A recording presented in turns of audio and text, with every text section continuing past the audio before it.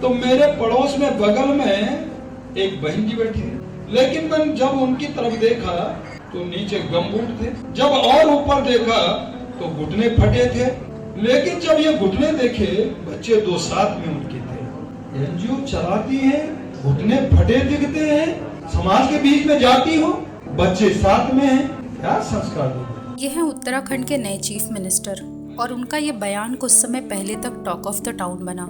इस वीडियो में तीरथ सिंह रावत बताते हैं कि कैसे श्रेडेड जीन्स और रिप्ड जीन्स हमारी संस्कृति के नहीं हैं।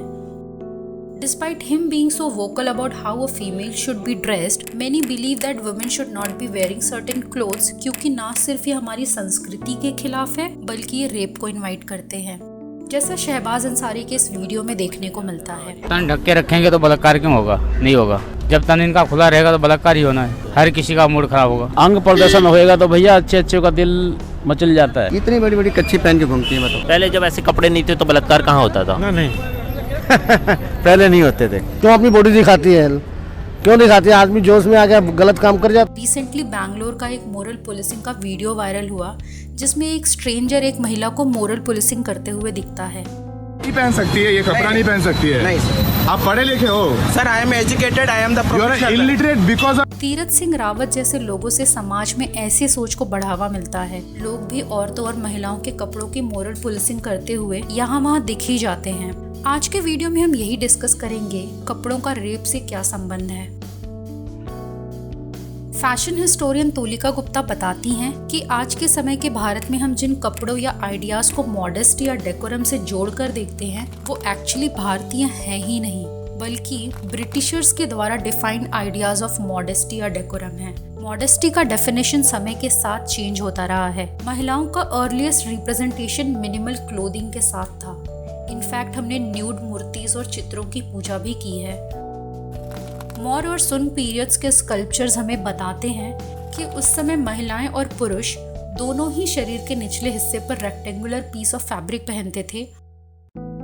Gupta period which is about 7th और 8th सेंचुरी, इसके दौरान लोग स्टिच कपड़ों को पहनने लगे और महिलाओं ने ब्रेस्ट बैंड यूज करना शुरू किया। तोलिका बताती हैं कि साउदर्न पार्ट ऑफ इंडिया में ब्रिटिशर्स राज के दौरान महिलाएं शरीर के ऊपर के हिस्से ढकती ही नहीं थी।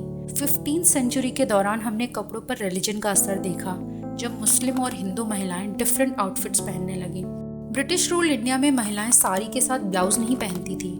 इट्स द ब्रिटिशर्स जिन्होंने ब्लाउज पहनना कंपलसरी कर दिया। ब्लाउज और पेटीकोट अगर आप ध्यान से देखें तो ये इंग्लिश के शब्द हैं और ये ब्रिटिशर्स के राज्य में भारत में पॉपुलराइज हुए और इन्हें पॉपुलराइज करने का श्रेय जाता है जननंदिनी देवी को, who was denied an entry to a British club since she wasn't wearing a blouse. Today's idea of भारतीय संस्कृति के कपड़े are actually Britishers' idea of भारतीय संस्कृति के कपड़े, not ours.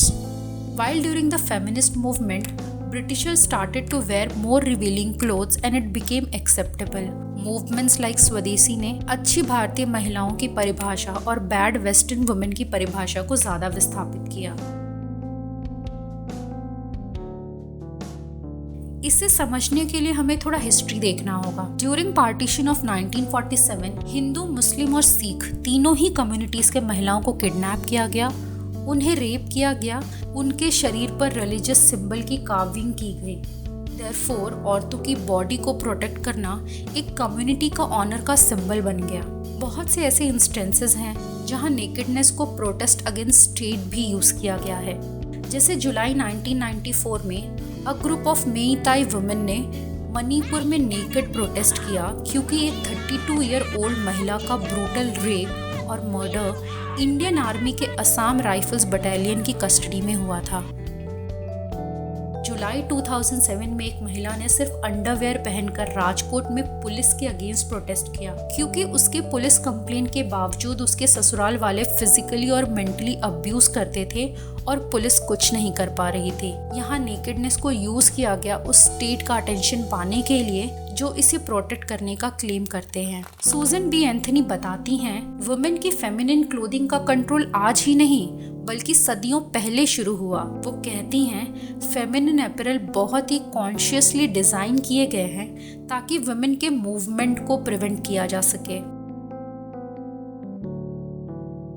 सेक्सुअल अब्यूज और रेप के विक्टिम्स को हमेशा पूछा जाता है कि उन्होंने उस घटना के दौरान क्या पहना था। क्वेश्चन ये है कि अगर प्रोवोकेटिव क्लोथिंग प्रॉब्लम है तो cases of brutal rape of infants और वुमेन नहीं होते। Did they entice men with their revealing clothing too? Regardless एक महिला ने कैसे कपड़े पहने हैं, she retains autonomy. Even if she desperately wants sex, ये उसका डिसीजन है कि उसे किसके साथ सेक्स करना है। Even if she is wearing provocative clothes and a man feels she is asking for it, consent फिर भी जरूरी है। स्टडीज बताते हैं रिवीलिंग ड्रेसेस का सेक्सुअल विक्टिमाइजेशन से लिटिल या जीरो कोरिलेशन है। 2018 में ब्रुसेल्स में एक एग्जीबिशन कंडक्ट किया गया to answer the question of what were you wearing, जहां डिफरेंट कंट्रीज के रेप सर्वाइवर्स ने अपने कपड़ों को डोनेट किया to show to the world that what were you wearing is not a question at all. In fact NCRB data के हिसाब से 93% रेपिस्ट स्ट्रेंजर्स नहीं होते हैं। सोन आफ्टर तीरथ सिंह रावत का बयान वायरल हुआ, women on social media started to call out the bullshit on the misguided policing. ये लोग फॉल्स नोशन ऑफ ऑनर को क्वेश्चन कर रहे हैं। We need to take these voices and have the same support to challenge the larger institution where such thoughts originate, garner and spread. We also need to ask if a nude god or a goddess can be worshipped, why can't a woman wear something of her own choice in a country where she is considered as goddess? A question to ask.